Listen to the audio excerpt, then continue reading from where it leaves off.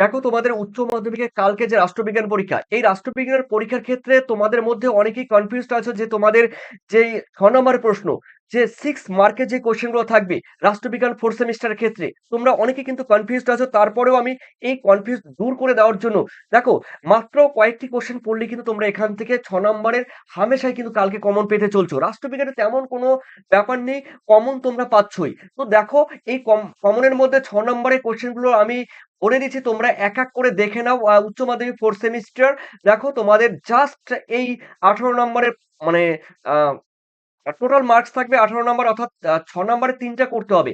এই 3টের মধ্যে প্রথম অধ্যায়ের মধ্যে রয়েছে আন্তর্জাতিক সম্পর্ক, মৌলিক এবং রাজনৈতিক নীতি। এখানকার মধ্যে দেখো 6 নম্বরে, দেখো আন্তর্জাতিক সম্পর্কের তথ্য হিসাবে উদারনীতিবাদের মূল বৈশিষ্ট্যগুলো আলোচনা করো। এই প্রশ্নটি আমার মনে হয় 95% তোমাদের দিতে চলছে। এরপরে রয়েছে আন্তর্জাতিক সম্পর্কে মার্ক্সবাদের মূল বৈশিষ্ট্যগুলো আলোচনা করো।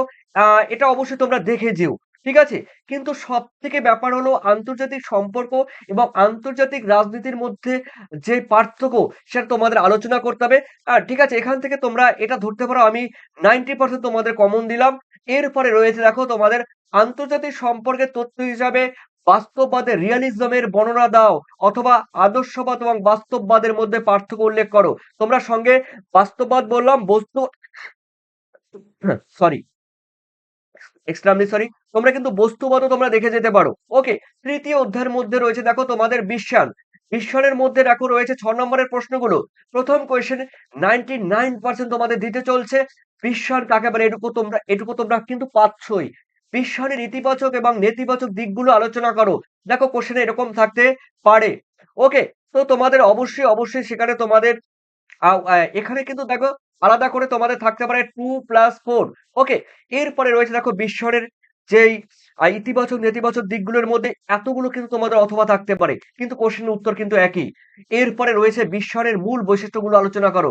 98% তোমাদের দিতে চলছে বিস্ময়ের মূল বৈশিষ্ট্যগুলো আলোচনা করো। তারপরে রয়েছে বিস্ময়ের বিভিন্ন রূপ ও প্রকৃতি আলোচনা করো। আহ বিভিন্ন রূপ বা প্রকৃতি আলোচনা করো। এরপরে এই কোশ্চেনটি দেখো, আহ বর্তমানে খুব ঘোরাফেরা করছে এই কোশ্চেনটি। তার কারণ কি? বর্তমানে ঘোরাফেরা করার কারণ হলো ভারতবর্ষের পরিস্থিতির কথা বিবেচনা করে তোমাদের কথাটা বললাম। দেখো 1991 সালের ভারতের উপর বিশ্বায়নের যে প্রভাব, সেই প্রভাব আলোচনা করো। অথবা বলতে পারে বর্তমানে ভারতের উপর বিশ্বায়নের কি প্রভাব রয়েছে আলোচনা করো। ঠিক আছে? খুবই গুরুত্বপূর্ণ বর্তমানে কোশ্চেনটি কিন্তু বিশ্ব রিলেটেড সম্পর্কে রয়েছে। চতুর্থ অধ্যায়ের মধ্যে রয়েছে ভারত সরকারের বিভিন্ন বিভাগ। দেখো, প্রথমে রয়েছে ভারতের প্রধানমন্ত্রীর ক্ষমতা এবং কার্যাবলী বিশ্লেষণ করো। ভারতের প্রধানমন্ত্রীর কাজগুলি আলোচনা করো। ভারতের শাসন ব্যবস্থায় প্রধানমন্ত্রীর সাংবিধানিক ভূমিকা আলোচনা করো, অথবা কোনো অঙ্গরাজ্যের মুখ্যমন্ত্রীর ভূমিকা আলোচনা করো। দেখো কোশ্চেনটি অনেকভাবে দিতে পারে, কিন্তু উত্তর আমরা জানি একটি, ভিভিআই ট্রিপল রেখেছি তোমরা জানো। এরপরে রয়েছে রাষ্ট্রপতির ক্ষমতা এবং কার্যাবলী। ঠিক আছে? একই কোয়েশ্চেন অনেকভাবে ঘুরিয়ে দিতে পারে। তবে তবে তোমাদের অথবা দিয়ে যেগুলো থাকবে সেগুলো কিন্তু তোমরা কিন্তু দেখবে, কোয়েশ্চেনটা ভালো করে পড়বে। উত্তর একই হবে, কিন্তু কোয়েশ্চেন তোমরা ঘুরিয়ে ফিরিয়ে দিলে তোমাদের অনেক সময় মাথা ডিসব্যালেন্স হয়ে যেতে পারে। ঠিক আছে? তোমরা সাইকো মানে হতে পারো।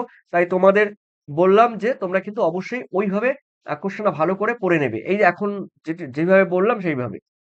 এরপরে রয়েছে সুপ্রিম কোর্টের গঠন এবং কার্যাবলী আলোচনা করো, আর বা ব্যাখ্যা করো। একই।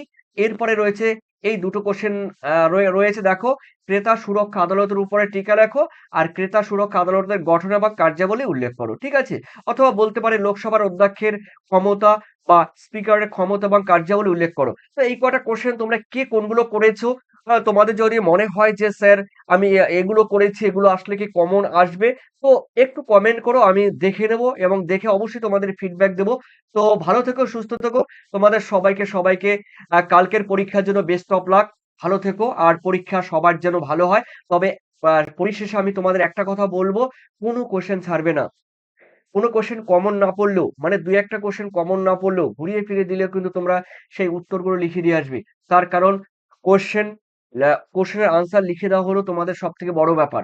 আ নাম্বার তোমরা পাবেই, কিন্তু কোশ্চেন ছাড়া চলবে না। কালকের পরীক্ষা সবার ভালো হোক, এই আশাই কামনা করি। ধন্যবাদ। ধন্যবাদ তোমাদের সবাইকে। Best of luck. Thank you.